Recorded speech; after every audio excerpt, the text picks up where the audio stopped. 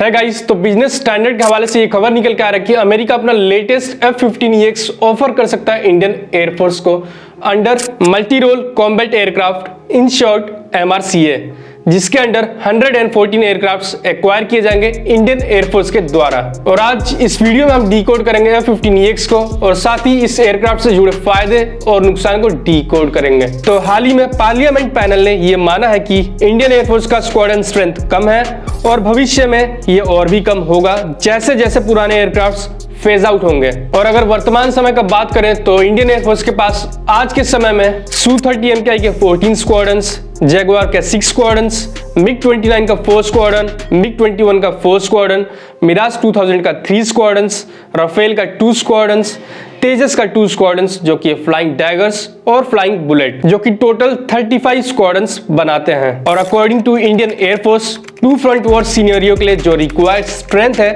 वो 42 स्क्वाड्रन्स का है। और इनमें से भी कई एयरक्राफ्ट्स जैसे कि MiG-21, MiG-29, मिराज 2000 और जैगुआर साल 2030 तक या तो रिटायर हो जाएंगे या फिर इनको रिटायर करना शुरू कर दिया जाएगा। और इसको देखते हुए इंडियन गवर्नमेंट ने हाल ही में 83 तेजस मार्क 1 का ऑर्डर दिया था जो कि 48,000 करोड़ का था। और अब गवर्नमेंट MRCA पे फोकस कर रही है जिसके तहत 114 मीडियम रोल एयरक्राफ्ट्स खरीदे जाएंगे।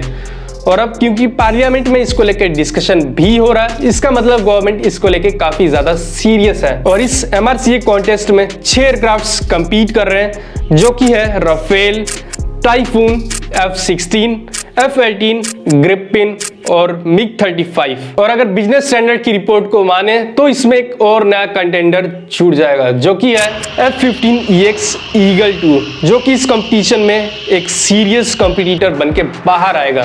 और इसका रीजन मैं आपको आगे बताने वाला हूं। अगर F-15EX ईगल 2 के बारे में बात करें तो ये F-15 का लेटेस्ट वेरिएंट है जो कि साल 2021 में ही रिवील किया गया था। और अगर इसके जनरल कैरेक्टरिस्टिक का बात करें तो इसका लेंथ है 19.5 मीटर्स, हाइट है 5.6 मीटर्स और विंग स्पैन है 9.6 मीटर्स, जो कि राफेल से बड़ा है और Su-30 MKI से थोड़ा सा छोटा है। और अगर इसके परफॉर्मेंस का बात करें तो इसमें 2 के नंबर में जनरल इलेक्ट्रिक का F100 इंजन लगा है जो कि इसको 2.5 मैक तक का स्पीड देता है। इसके अलावा ये 80,000 LBS का पेलोड भी कैरी कर सकता है और एक बार में ये 12 AMRAAMs या फिर 24 के नंबर में एयर टू ग्राउंड म्यूनिशंस भी कैरी कर सकता है। अब अगर बात करें F-15EX ईगल 2 के प्रोस के बारे में तो ये एयरक्राफ्ट MMRCA में सबसे ज्यादा फास्ट और सबसे ज्यादा आर्म्ड एयरक्राफ्ट है। यहां तक कि इसका रेंज भी सबसे ज्यादा है जो कि इस एयरक्राफ्ट को परफेक्ट बनाता है for offensive role and deep strike. और दूसरा फायदा यह है कि क्वाड के 2 मेंबर अमेरिका और जापान F-15 को अच्छे खासे नंबर में ऑपरेट करते हैं। और अगर इंडियन एयरफोर्स भी इसको खरीदता है तो क्वाड मेंबर्स में सिनर्जी और भी बढ़ेगा। और अगर बात करें F-15EX ईगल 2 के कॉन्स के बारे में या फिर क्यों इंडियन एयरफोर्स इन एयरक्राफ्ट्स को नहीं खरीदेगा तो इसमें सबसे पहला रीजन है स्पेयर पार्ट्स और मेंटेनेंस का इश्यू।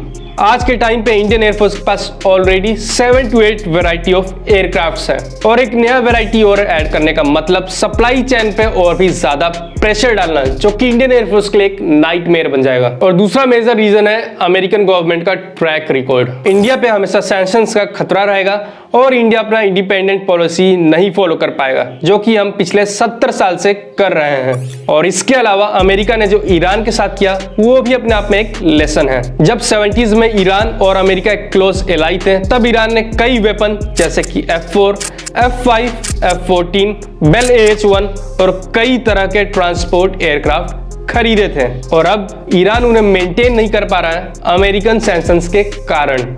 और ये सब देखते हुए मुझे पर्सनली ऐसा नहीं लगता कि इंडियन गवर्नमेंट या फिर इंडियन एयरफोर्स इतना बड़ा ऑर्डर अमेरिका को देगा। तो इस वीडियो में इतना ही गाइस। आशा करता हूं आपको ये वीडियो इंफॉर्मेटिव लगा होगा और अगर आपको ये इंफॉर्मेटिव लगा तो do like and subscribe, it motivates me a lot.